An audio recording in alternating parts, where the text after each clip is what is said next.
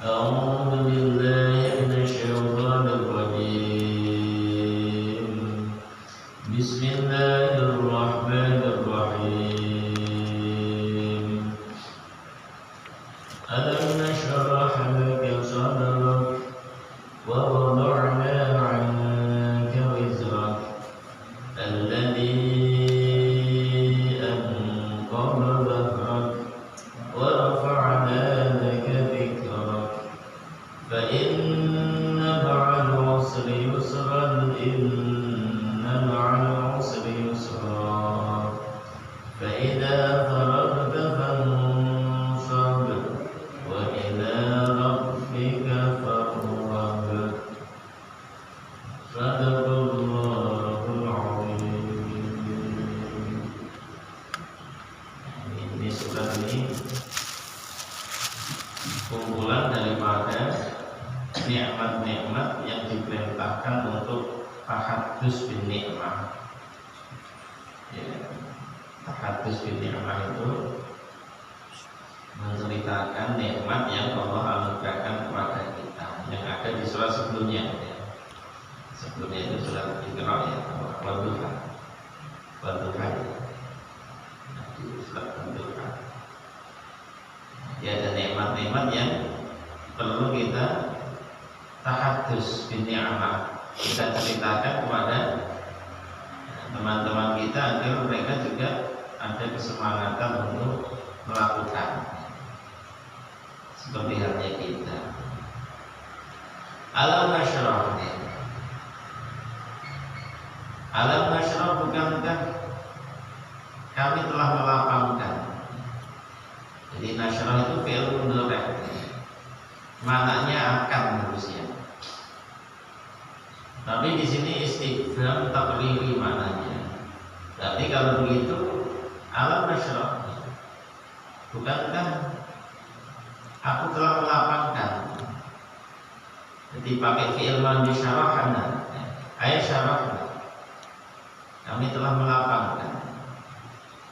Laka untuk kamu Muhammad, sadroka dada kamu, dengan nubuwah dikasih dijadikan seorang nabi. Itu kalau kita kan pakai doa alam nashrah laka sadrak, agar hati kita dibuka oleh Allah. Kalau di sini ya sama, dada nabi dibuka oleh Allah binubuwah dengan kenabian.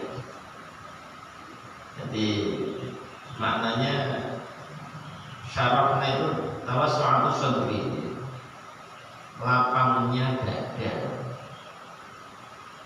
dengan cahaya ilahi.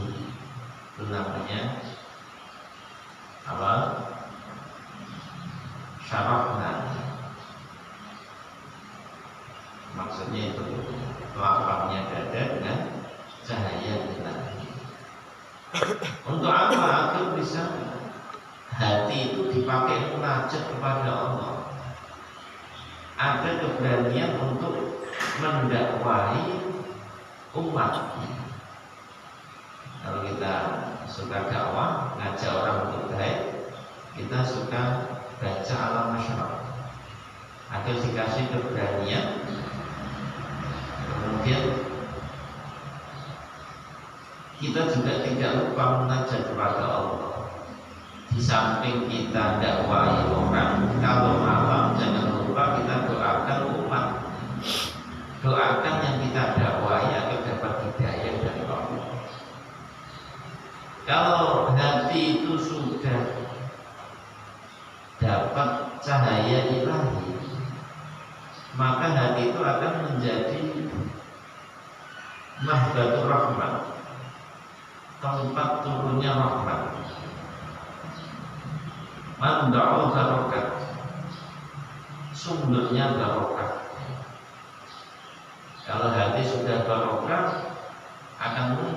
kepada anggota badan, maka semuanya tangan, kaki, telinga, mulut itu akan menjadi barokah.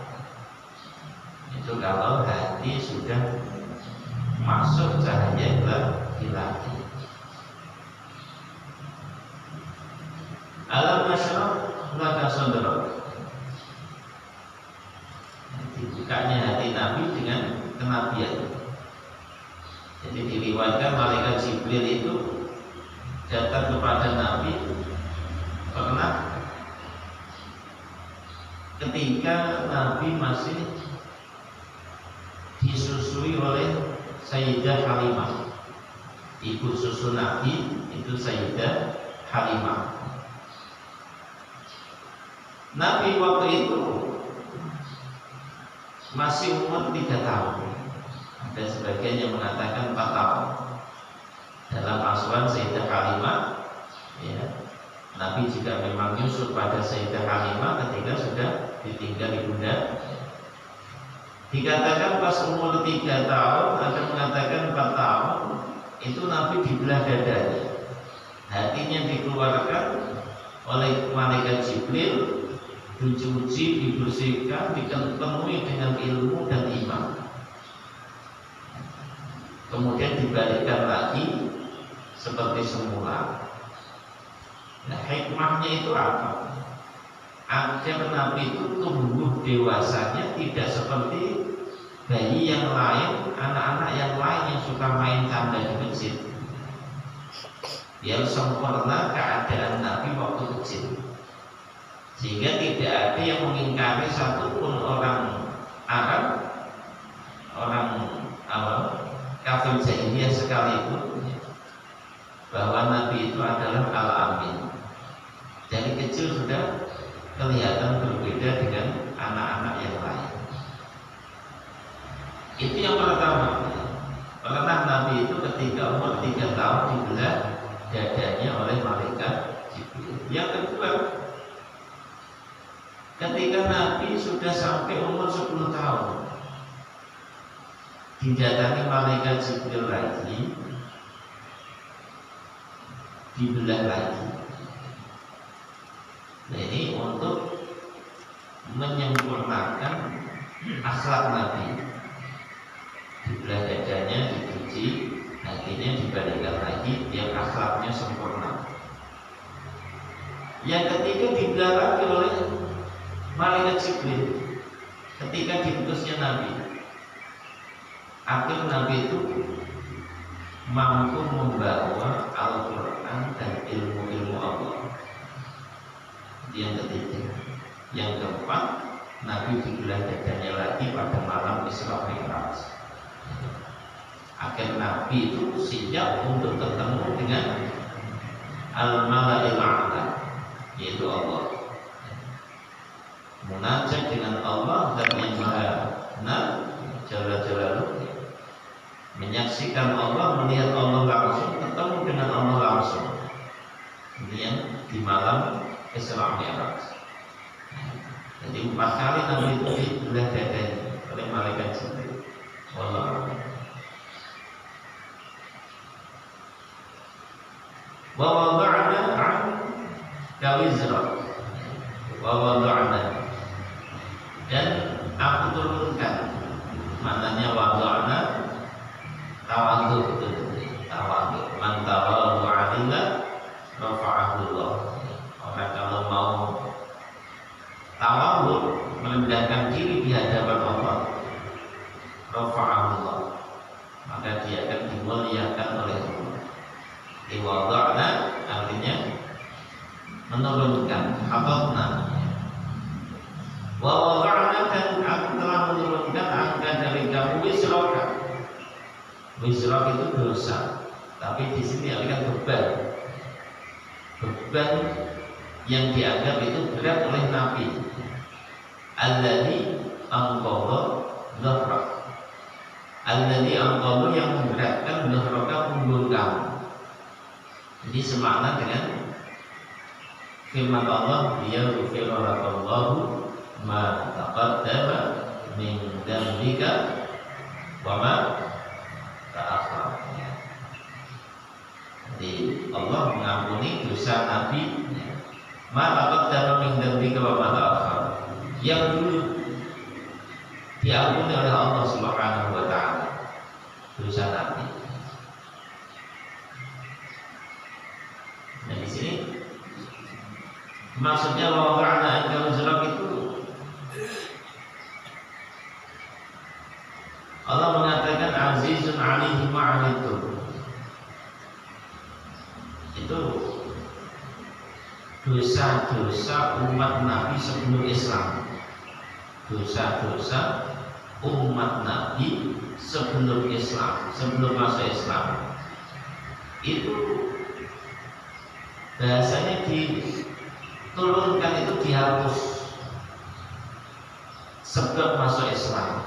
Maka orang yang masuk Islam dari kafir masuk Islam itu seperti bayi yang lahir, sehingga tidak ada satupun dosa yang melekat.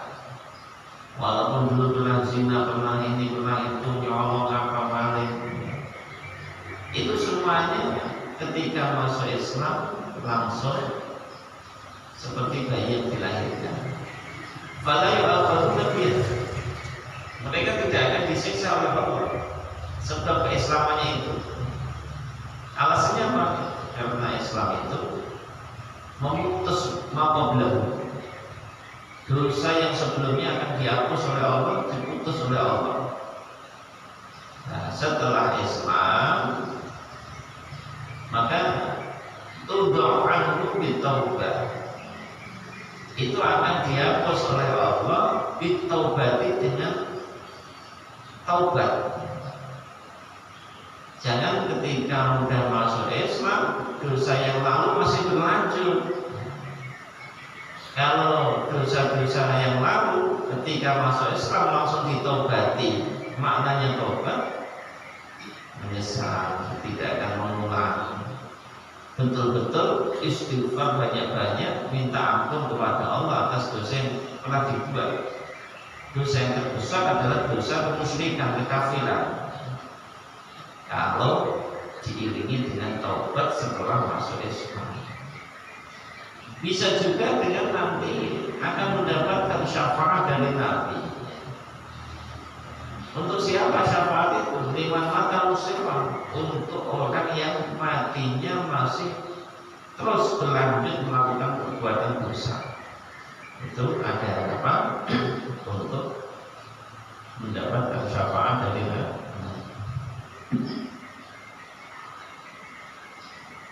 Itu maknanya bahwa doanya dalam Islam.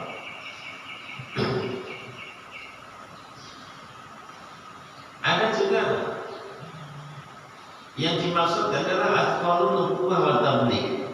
Beban yang dianggap berat oleh Nabi itu adalah beban kenabian dan menyampaikan agama. Beban kenabian dan menyampaikan agama. Di awal-awal Nabi itu diutus oleh Allah, Nabi merasa mendapatkan tugas yang begitu berat, sehingga Nabi itu mengatakan akhafu Allahumma bihaqqid da'wah. Aku khawatir tidak bisa menjalankan tugas dakwah dari Allah, sehingga Allah turunkan beban Nabi itu dengan apa? Kasih kabar gembira lewat ayat ini, wa wada'na 'anka wizrak alladzi anqadha dhahrak.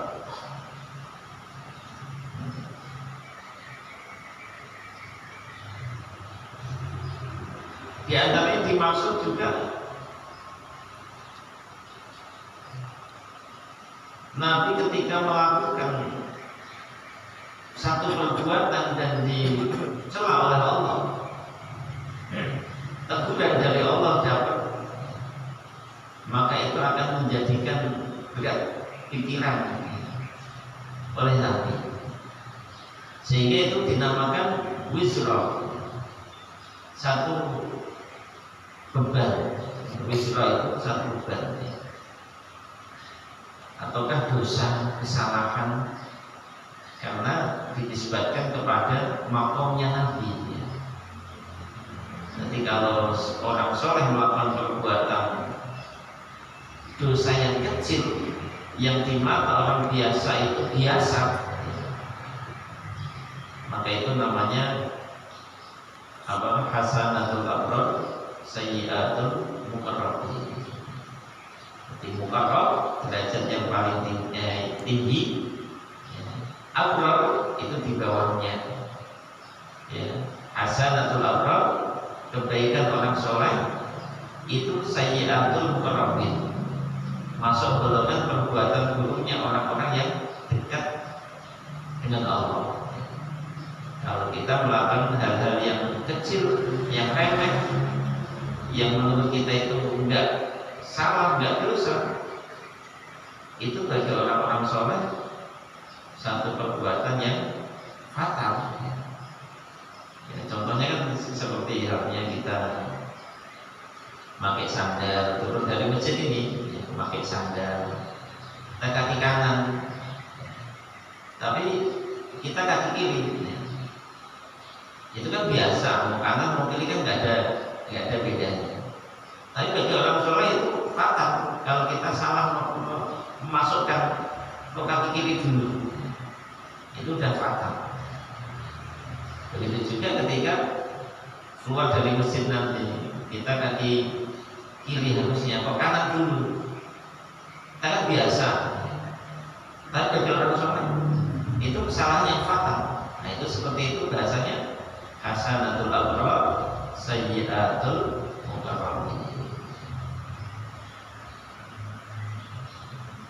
Kayak Nabi dulu pernah mengizinkan orang munafik untuk tidak ikut berjuang karena ada udzur. Tapi itu dianggap kesalahan bagi Nabi. Kalau diminta berjuang ya tidak ada alasan untuk tidak berangkat, tapi pernah membolehkan, yaitu dianggap kesalahan. Nah, seperti itu. Wa rafa'na laka dzikra. Wa rafa'na laka dzikra. Wa rafa'na, dan aku tinggikan laka untuk kamu dzikroka, sebutkan namamu, bi an tadzakara ma'a dzikri, bi an tudzakara ma'a dzikri fil adad wal iqamah. Jadi selalu nama Nabi itu disebut bersama nama Allah dalam adad, koma, kemudian apa namanya tasyahud, khutbah. Pokoknya kalau ada nama Allah, nama Nabi, asyhadu an la ilaha illallah wa asyhadu anna Muhammadar Rasulullah. Nah, itu selalu ada. Ini namanya wa rafa'na laka dzikra. Aku tinggikan untuk kamu dzikra, nama kamu selalu disebut bersama aku. Wallahu a'lam. Terus fa inna ma'al usri yusra. Sesungguhnya bersama kesulitan yusra ada kemudahan. Fa inna ma'al usri yusra. Ma'a itu bisa diartikan ba'da. Berarti kalau diartikan sesungguhnya setelah kesusahan itu ada kemudahan. Ya. Jadi bisa ma'a diartikan ba'da. Ini maknanya bagaimana? Ada isyarat bahwa kemudahan itu akan datang mengiringi kesulitan, dan sifatnya bisur'ah, cepat. Hanya saja perasaan kita aja lama susahnya, cuma beberapa hari, minggu, bulan, tahun, rasanya lama, seakan-akan seumur hidup susah terus. Sekalipun sampai mati susah, umpama dia itu orang soleh, orang yang beriman, itu tidak seberapa dibanding kesusahan yang selama-lamanya nanti di akhirat. Jadi kita harus selalu begitu, jangan sampai ada anggapan nggak pernah hidup enak, jangan. Jadi kemudahan itu akan datang mengiringi kesusahan bisur'ah, dengan cepat.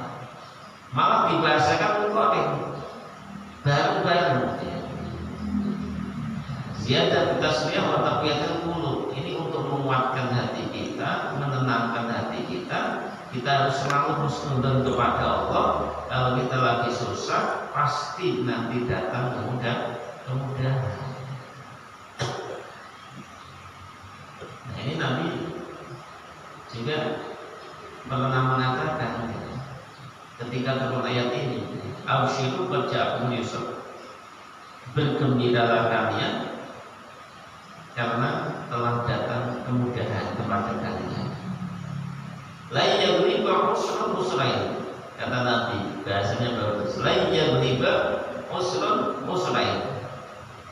Tidak akan bisa mengalahkan satu kesusahan dua kemudahan. Satu kesusahan tidak akan mampu, tidak akan bisa mengalahkan dua kemudahan. Bahkan Nabi sampai katakan, laukana al-usru fi hujrin atau fi hajarin fi hujrin, kalau umpama ada kesusahan itu di dalam satu lubang, kemudahan itu akan mencarinya sampai ketemu, masuk lubang itu. Dibahasakan Nabi begitu. Kalau ada kesusahan di dalam satu lubang, kemudian maka akan dicari oleh kemudahan itu, kemudian akan masuk ke lubang itu sampai ketemu kesusahan itu. Bahasa Nabi begitu.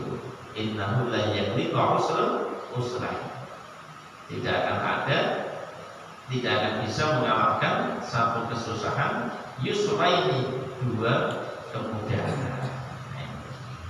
Kita harus yakin seperti itu. Ya, kita tidak matul-matul, tidak bersulok, tidak dobel hati kita ketika dapat musibah atau bala bencana dari Allah.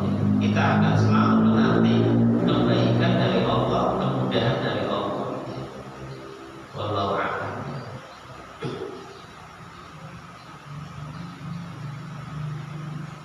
Inna ma'al usri yusra. Sesungguhnya setelah kesusahan ada kemudahan. Nabi qasim al-kufar syiddah. Jadi Nabi itu orang yang menahan derita, menahan sakit dari orang-orang kafir. Maka di tasbih oleh Allah, ya, diyem-yem oleh Allah, ditenangkan oleh Allah. Inna ma'al usri yusra. Setelah kesusahan ini Muhammad akan ada kemudahan, itu pasti. Tsumma husilahu al-yusru binusbihi alaihi. Kemudahan yang ditampakkan oleh Allah, ditolongnya Nabi bisa mengalahkan orang-orang kafir. Allah a'lam. Jadi kesusahan yang menimpa kepada orang beriman di dunia ini, la budda lahu min yusrin fid dunya. Itu dibahasakan la budda, itu pasti akan mendapatkan kemudahan di dunia juga. Tidak selamanya dia itu akan mengalami susah di dunia. Pasti dia akan dikasih kemudahan di dunia oleh Allah, juga kemudahan di akhirat. Kemudahan di dunia itu yang disebutkan di ayat yang fa inna ma'al usri yusra. Kemudian kemudahan di akhirat itu disebutkan inna ma'al usri yusra. Jadi yusra yang pertama di ayat yang pertama itu maknanya adalah kemudahan dunia. Kemudian inna ma'al usri yusra itu kemudahan di akhirat. Ya, bisa dilihat dari sini apa? Kemudahan akhirat itu sifatnya daim abadan, werazail. Kemudian akhirat, kenikmatan akhirat itu sifatnya daim, selamanya. Tidak akan hilang, tidak akan sirna, tidak akan musnah. Lain halnya kemudian di dunia, bisa saja sekarang kaya besok jatuh miskin dengan sekejap. Tapi kalau kemudian kenikmatan akhirat tidak ada batas, tidak akan sirna. Fa'idha farauta fansab. Fa'idha farauta fansab. Apabila kamu telah selesai dari satu urusan fansab, maka tetaplah bekerja keras untuk yang lain. Maknanya apabila kamu telah selesai dari sholat, itu aktif doa. Payah-payahkan diri kamu untuk doa. Jangan dimaknai hanya dunia saja. Faidah farauta, apabila kamu selesai dari satu urusan fansab, bekerja lagi. Tidak. Di sini diarahkan oleh musannif selepas kita sholat doa. Jadi kalau mau tahu dalilnya lepas sholat itu doa, bareng-bareng ya ini faidah farauta fansab, lepas sholat doa. Faidah farauta min dunyaka fasalli, juga bisa dimaknai apabila kamu selepas kerja dunia fasalli, sholat. Lepas sholat fardu 5 kali 5 waktu, fansab fi qiyamil lail, jangan lupa kamu sholat malam. Bisa dimaknai banyak. Lepas sholat 5 waktu, jangan lupa kamu sholat malam. Juga bisa dimaknai juga apabila kamu lepas tasyahud, fad'u li dunyaka wa akhiratika, doalah untuk dunia juga akhirat. Tasyahud fil alamina innaka hamidum majid. Kita tambah doa, Allahumma fil ma qaddamtu wa ma akhartu wa ma asrartu wa ma a'lantu wa ma asraftu wa ma anta a'lamu bihi. Doa lagi, Allahumma inni a'udzubika min adzabil qabr wa min adzabil nar wa min fitnatil mahya wal mamat wa min fitnatil masiihid dajjal. Doa lagi, Allahumma inni zalamtu ma qaddamtu wa ma akhartu wa ma asraftu, Allahumma inni zalamtu dzulman katsira wa la yaghfiru dzunuba illa anta faghfir li ma qaddamtu wa faghfir li fa innahu la yaghfiru dzunuba illa anta. Sampai berdoa tabbit qalbi ala din. Jadi selepas doa tasyahud fil alamina innaka hamidum majid, kita tambah doa yang lain. Nah, ini minta untuk dunia juga akhirat, enggak apa-apa. Tapi yang masyhur yang jadi nabi. Ada juga dimaknai faidah farauta fansab, lepas dari menyampaikan risalah, istighfar untuk dosa-dosa kamu, juga dosa orang-orang yang beriman. Kita suka menyampaikan agama kepada orang lain, ya kan, mengajak orang untuk taat, untuk baik, untuk bisa beribadah kepada Allah. Jangan lupa malam kita istighfar, astagfirullah, astagfirullah. Kemudian didoakan itu yang kita ajak biar dapat hidayah. Tangisi orang yang kita ajak kebaikan di depan Allah, dibuka hatinya, dimasukkan cahaya ilahi ke dalam hatinya, sehingga besok ada perubahan. Ketemu, oh tambah rajin, ketemu tambah rajin. Wallahu. Sayyidina Umar beliau pernah mengatakan, ini akramu an ara ahadakum fariqo. Aku nggak suka lihat kalian tuh nganggur, kosong, bengong. Ya. Kalau bahasanya bengong, itu fariq, bengong. Nggak ada tasbih, nggak ada baca Quran, nggak ada zikir, adanya ngelamun.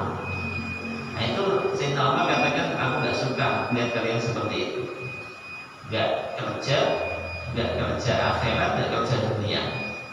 Maknanya nganggur. Itu Sayyidina Umar katakan begitu. Dalam hadis innallaha yaqra'u 'abda al-baqal.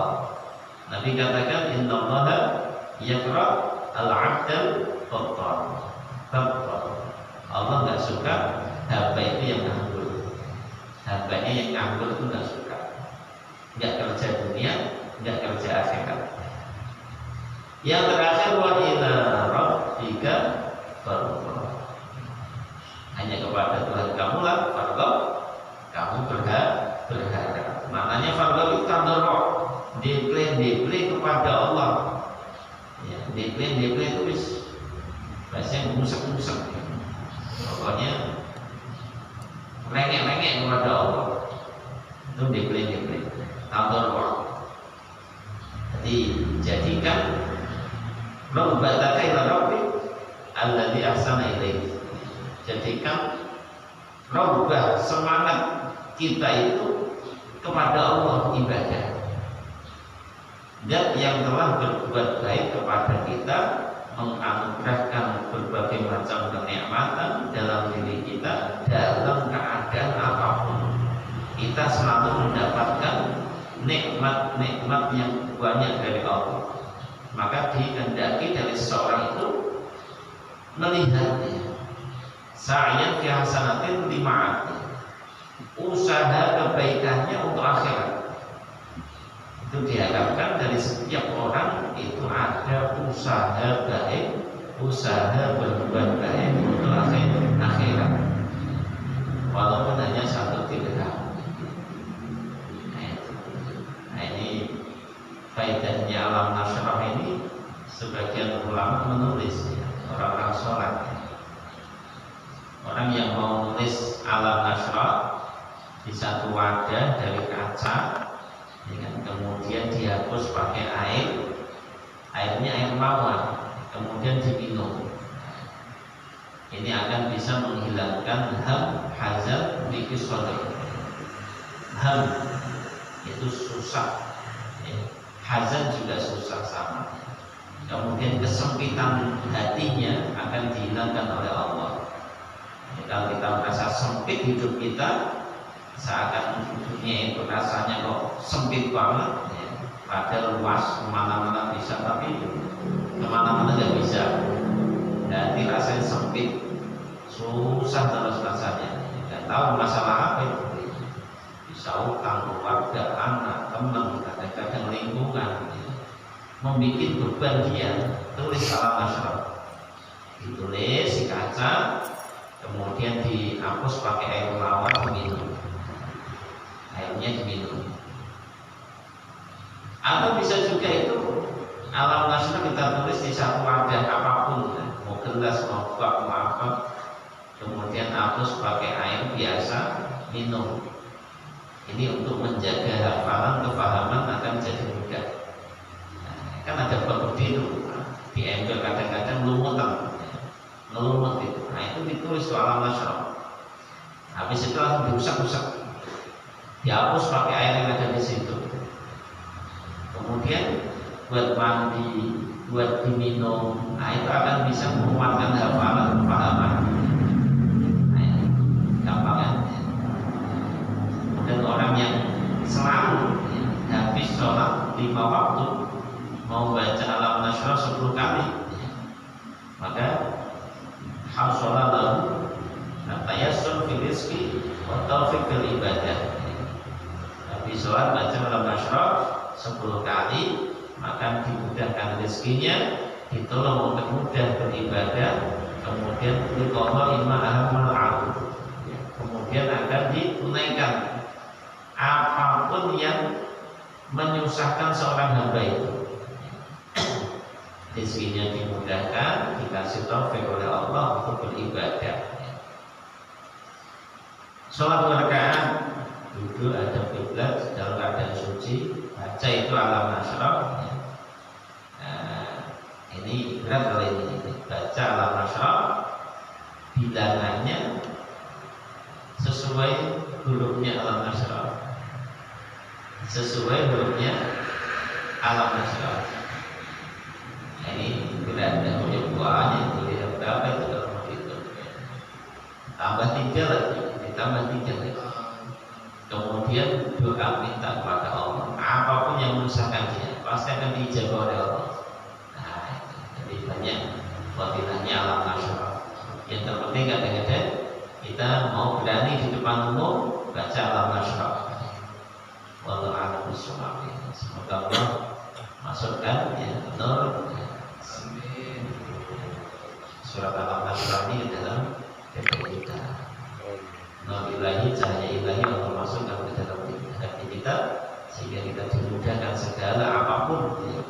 urusan kita, dimudahkan juga untuk taat kepada Allah, istiqomah ibadah apapun ya, sehingga kita matikan dalam keadaan husnul khatimah.